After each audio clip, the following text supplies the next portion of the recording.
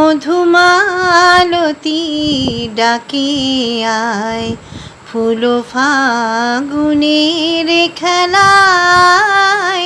যুথিকামিনী কত কথা, যুথিকামিনী কত কথা, গোপনে বলে মলয়ায়। মধুমালতী ডাকে আয়, ফুল ফাগুনের এ খেলায়। মধুমালতী ডাকে আয়। নমস্কার বন্ধুরা, গানে গানে সঙ্গীতার রান্নাঘরে আপনাদের স্বাগত জানাই। আজ আমি চলে এসেছি এঁচোড় চিংড়ির একটা সুস্বাদু রেসিপি নিয়ে। রান্নাটির জন্য আমি নিয়ে নিলাম 500 গ্রাম এঁচোড়, ডুমো ডুমো করে কেটে নিয়েছি এবং ভালো করে ধুয়ে নিয়েছি। কিছুটা চিংড়ি মাছ নুন হলুদ মাখিয়ে ভেজে নিয়েছি। একটু আলুকে ডুমো ডুমো করে কেটে নিলাম। এখানে কিছু কাঁচা লঙ্কা, আদা কুচি, রসুন, দুটো পেঁয়াজ কুচি আর টমেটো নিয়ে নিলাম। এখানে নিয়ে নিলাম হলুদ গুঁড়ো, লঙ্কা গুঁড়ো, চিনি, জিরে গুঁড়ো আর নুন।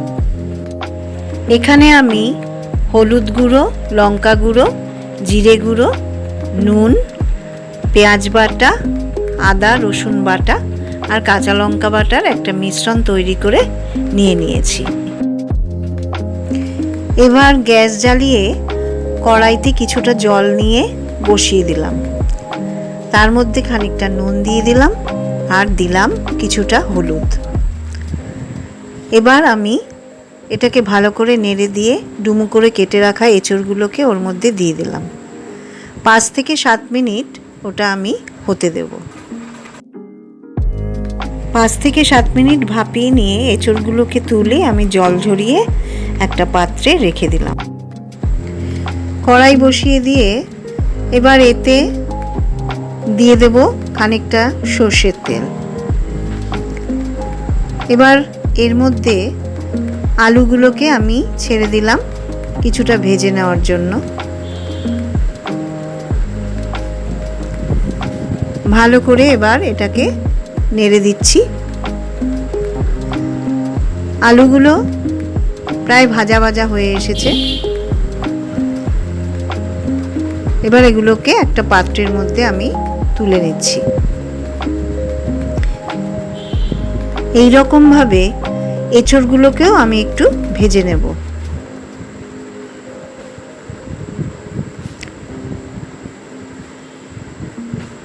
সমস্ত এঁচোড়গুলোকেই তেলের মধ্যে দিয়ে ভালো করে নেড়ে দিচ্ছি। খানিকটা ভেজে নিয়ে এটাকেও আমি একটা পাত্রে তুলে নেব। সমস্ত এঁচোড়গুলোকেই একটা পাত্রের মধ্যে তুলে নিলাম। এবার আরেকটু তেল দিয়ে দিলাম কড়াইয়ের মধ্যে। ফোড়নের জন্য নিয়ে নিলাম তেজপাতা, শুকনো লঙ্কা, গোটা গরম মশলা আর জিরে। এবার তেলের মধ্যে এই ফোড়নগুলো একে একে দিয়ে দিলাম। কিছুটা নেড়ে দিলাম। যেই স্মেল বেরোলো তাতে দিয়ে দিলাম একটু চিনি। চিনিটা দিলে কালারটা ভালো আসবে। এবার এতে কুচনো পেঁয়াজগুলোকে দিয়ে দিচ্ছি। দিয়ে দিলাম টমেটো। ভালো করে এটাকে নেড়ে দিলাম। পেঁয়াজটা এবার নরম হয়ে এলে এর মধ্যে মিশ্রণটা, মশলার যে মিশ্রণটা করে রেখেছিলাম সেটা দিয়ে দিতাম। এবার ভালো করে নেড়ে দিচ্ছি, মশলাটাকে কষিয়ে নিচ্ছি। মশলাটা কিছুটা কষানো হয়ে যাওয়ার পরে এর মধ্যে আমি এঁচোড়গুলো দিয়ে দিচ্ছি।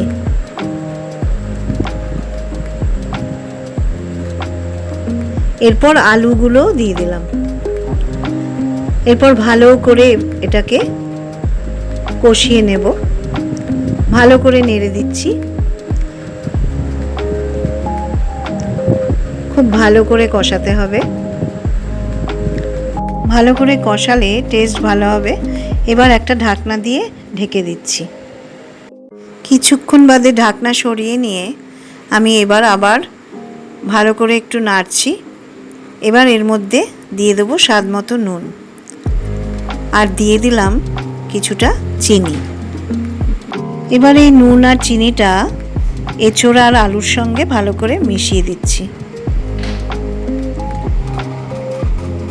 এবার মশলার বাটিটায় একটু জল দিয়ে আমি এর মধ্যে দিয়ে দিলাম, খানিকটা জল আরও দিয়ে দিলাম।